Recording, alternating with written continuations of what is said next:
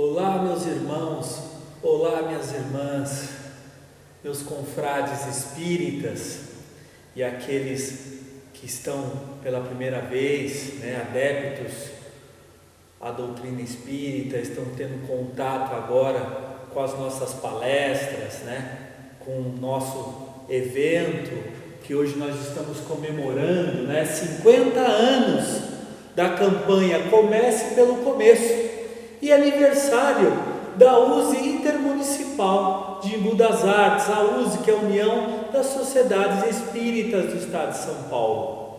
Então esse evento agora no mês de abril, mês espírita, quero agradecer essa oportunidade que nos foi concedida pela USE Intermunicipal de Embu das Artes, com apoio também da USE Distrital de Pinheiros.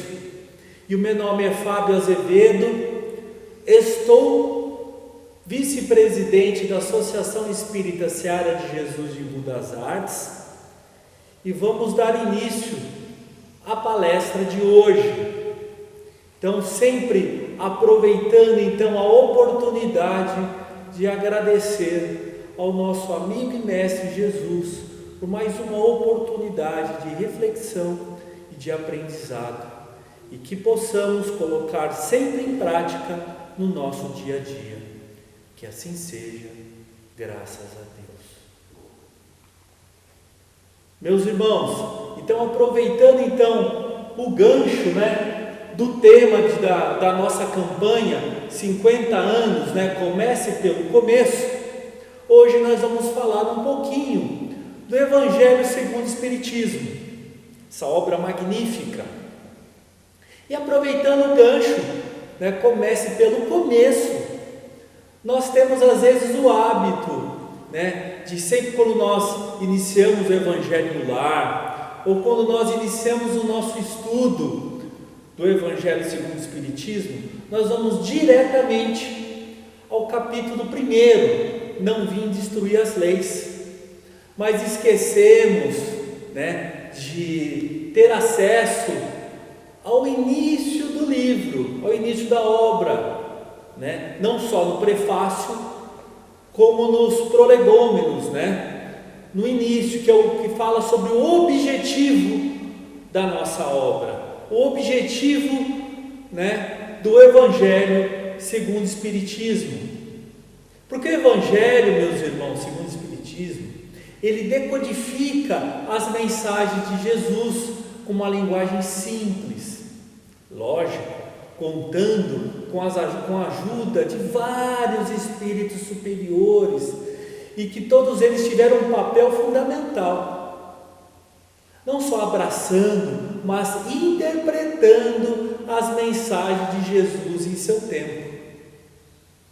E os cristãos antigos, bem como os cristãos que vieram posteriormente, deixaram para nós uma herança de conhecimento, mas também de vivência através dos seus exemplos, do seu amor, do amor de Jesus, que é um amor universal, que trata no seu Evangelho e está presente no Evangelho segundo o Espiritismo. Então, meus irmãos, o Evangelho segundo o Espiritismo nos traz explicações das máximas do Cristo, não só com suas aplicações a diversas circunstâncias da vida, lógico que em tudo em concordância com a doutrina espírita.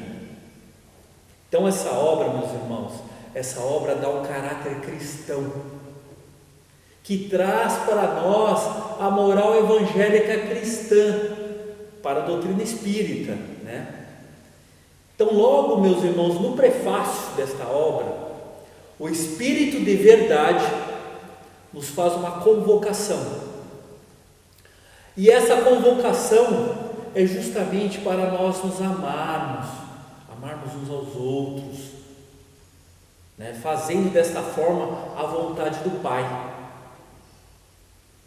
Mas a vontade do Pai, meus irmãos, além de nos amarmos uns aos outros, ela também, através dessa obra, ela nos leva à nossa evolução moral, o nosso aprimoramento, o burilamento interior, que na maioria das vezes usamos como ferramenta o cinzel da dor, para lapidar e esculpir uma obra mais reta, uma obra mais perfeita.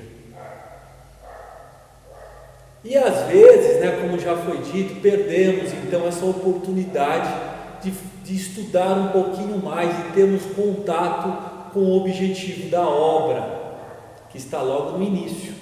E de cara, meus irmãos, quando nós nos deparamos com o objetivo da obra, os espíritos de alta hierarquia, através da codificação de Kardec, já nos mostra que o Evangelho, os Evangelhos, trazidos pelos apóstolos, eles são divididos em 5 matérias. Então a primeira, meus irmãos, é os atos comuns da vida do Cristo. A segunda diz respeito aos milagres. A terceira, as predições, ou seja, as profecias do Mestre.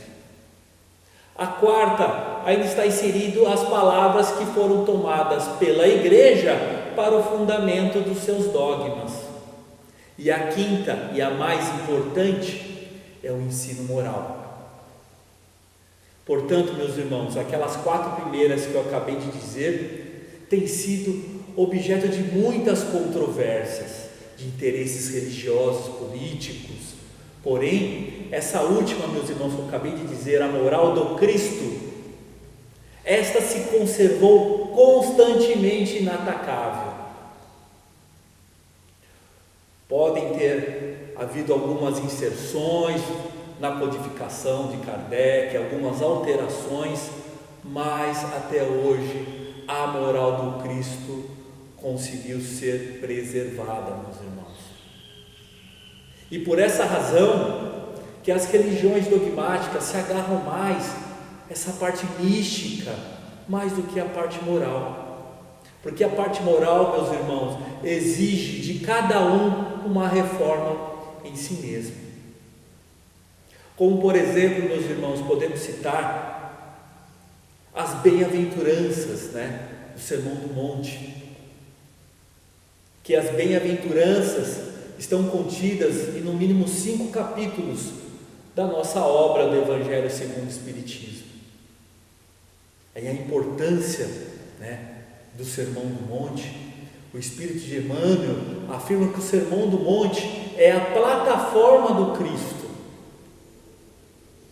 E vários historiadores do cristianismo, não só do Novo Testamento, eles são unânimes em dizer que Jesus repetiu esse conteúdo então do Sermão do Monte várias vezes.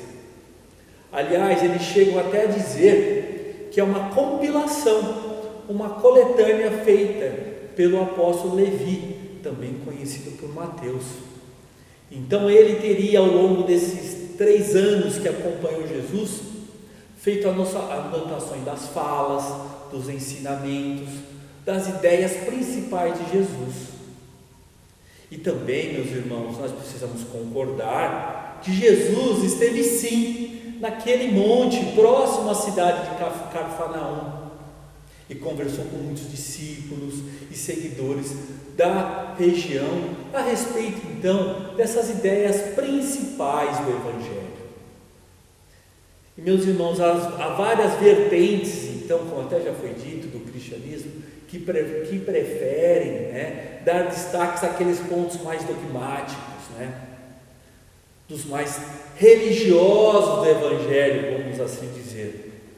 Então se afastam dessas declarações de princípios que diz respeito ao Sermão do Monte, às bem-aventuranças.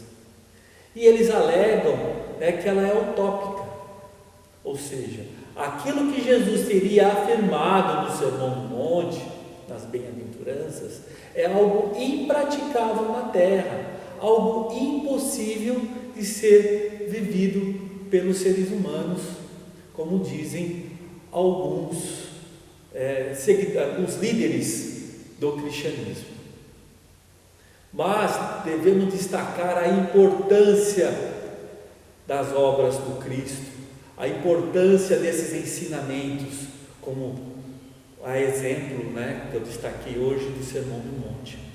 Gandhi, que não era um cristão, mas seguia religiosamente aos ensinos morais do Cristo, ele chegou a dizer que se todos os livros da terra se perdessem e ficasse apenas o Sermão do Monte, nada teria se perdido, meus irmãos.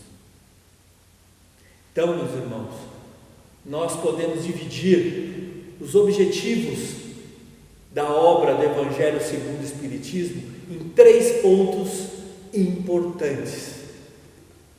O primeiro ponto, meus irmãos, importantíssimo dessa obra, é que a moral do Cristo é um roteiro infalível para a felicidade futura, para o nosso engrandecimento espiritual, justamente para o levantamento de uma ponta do véu que nos esconde a vida que virá. O segundo ponto, também importante, diz respeito, meus irmãos, à metodologia aplicada pelos espíritos de alta hierarquia que auxiliaram Kardec a organizar essa obra. Porque, como todos sabem, os 4 evangelhos foram divididos em versículos e com forma alegórica, lógico, com aquele intencional de misticismo.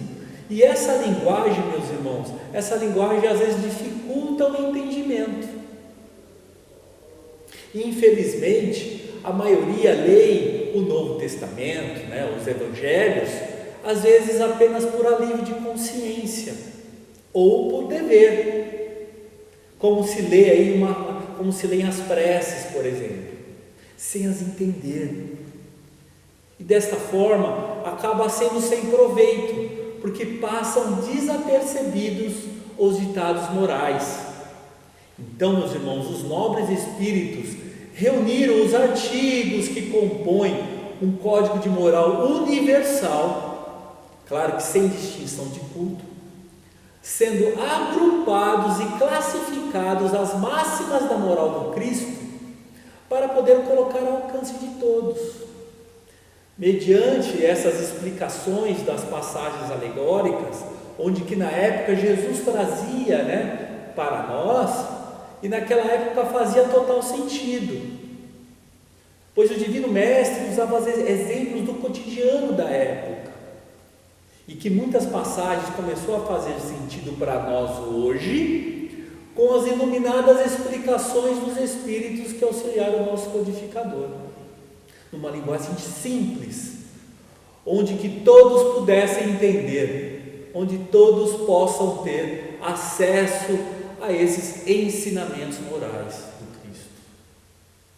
E o terceiro, também um ponto muito importante do objetivo da obra, e esse terceiro elemento, do objetivo, não só é trazido no nosso Evangelho segundo o Espiritismo, como também nas demais obras da codificação. Porque, meus irmãos, foram acrescentados algumas instruções escolhidas por esses nobres espíritos que auxiliaram a composição da obra e foram ditadas por espíritos em vários países e por diferentes médiuns. Olha que interessante.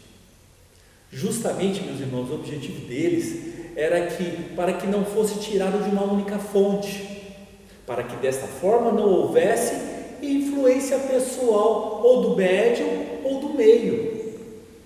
Ou seja, só existe então uma garantia séria para os ensinos dos Espíritos, que é a concordância entre as revelações que os Espíritos trazem espontaneamente, servindo-se de grande número de médiuns estranhos uns aos outros e em vários lugares. Então, se deu não só no Evangelho segundo o Espiritismo, como eu disse anteriormente, mas também como no Livro dos Espíritos e no Livro dos Médiuns.